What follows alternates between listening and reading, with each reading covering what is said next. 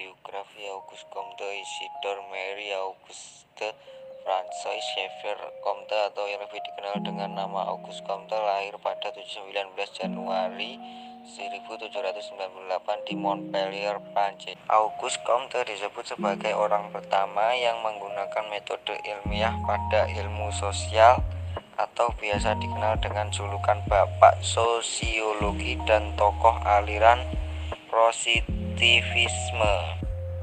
Berkat campur tangan Auguste Comte yang menggunakan dan mengkaji sosiologi, ilmu ini akhirnya melepaskan diri dari kelompok filsafat dan berdiri sendiri sejak pertengahan abad ke-19 1856.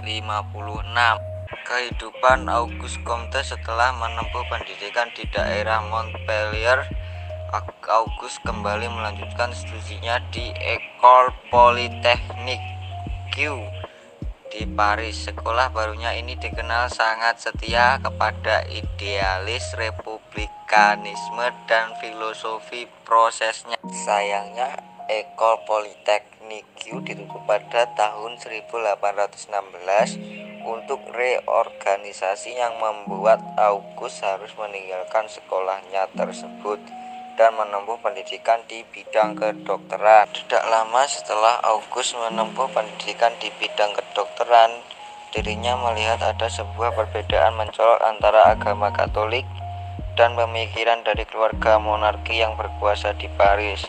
Karena hal ini dirinya terpaksa pindah dari Paris. Hingga pada Agustus 1817, Auguste Comte menjadi murid sekaligus sekretaris dari Claude Henri de Rouvroy dan Comte de Saint-Simon.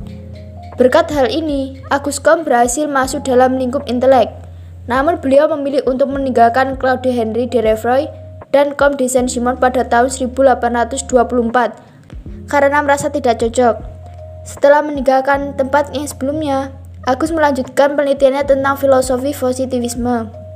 Pandangan sang penemu atas sosiologi ini dinilai sangat pragmatis, di mana ada analisis yang membedakan antara statika dan dinamika sosial. Beliau juga berpendapat bahwa analisa masyarakat sebagai suatu sistem di mana harus didasarkan pada konsensus. Pada tahun 1838, Auguste Comte mengalami gangguan jiwa. Penyebabnya adalah dia membayangkan ada orang yang secara serius hendak merampas karyanya tentang ilmu pengetahuan umumnya dan sosiologi khususnya. Beliau mulai tak mau membaca karya orang lain. Akibatnya, ia tidak dapat mengikuti perkembangan intelektual terakhir. Beliau wafat pada tanggal 5 September 1857 di Paris. Makamnya terletak di Cimetière du Père-Lachaise. Sebelum meninggal, Auguste Comte membuat beberapa karya, yaitu Course of Positive Philosophy yang dibuat sebanyak 6 jilid dari tahun 1830 sampai dengan 1842. Konsepsinya dalam buku ini didasari akan kacaunya masyarakat akibat revolusi Prancis yang menurutnya adalah krisis yang cenderung ke arah reorganisasi masyarakat secara besar-besaran, sehingga mereka membutuhkan suatu metode untuk mencapai keteraturan sosial. Buku ini pun menjadi dasar bagi aliran positivisme. Hukum-hukum yang ditemukan dengan pertolongan metode positif dapat dibagi dalam dua kelas, yaitu A. Hukum-hukum mengenai urutan gejala-gejala sosial. Urutan gejala-gejala sosial dinyatakan dalam 3 tahap. 1. Tahapan teologis atau tahapan yang dibuat menunjukkan cara berpikir masyarakat pada saat itu, di mana pikiran manusia saat itu dalam pencarian akan asal dan sebab akhir segala sesuatu. Manusia mencari hal-hal itu dalam kekuatan-kekuatan alam dan benda-benda angkasa yang ia anggap punya kekuatan. 2. Tahap metafisik. Tahapan yang dibuat dengan keterkaitan sesuatu yang supranatural digantikan dengan entitas yang abstrak. Manusia mengalihkan perhatiannya pada kecintaan akan tanah air, pembelaan terhadap bangsa atau nasionalisme, dan sebagainya. 3. Tahap kritis menuju stadium positif. Pada tahap positif yang mana akal manusia telah mencapai puncak ilmu pengetahuan dan teknologi berkembang. Orang tidak lagi mencari pengetahuan absolut tentang sebab-sebab akhir, tapi menanyakan kaitan statis dan dinamis gejala-gejala. B. Hukum-hukum mengenai kaitan gejala-gejala itu. System of Positive Politics dibuat pada tahun 1824. Buku ini menjelaskan tentang agama humanitas. Latar belakang pembuatan karya besar keduanya itu dipengaruhi oleh pujaan hatinya Clotilde de Foucauld yang sangat membekas dalam jiwanya.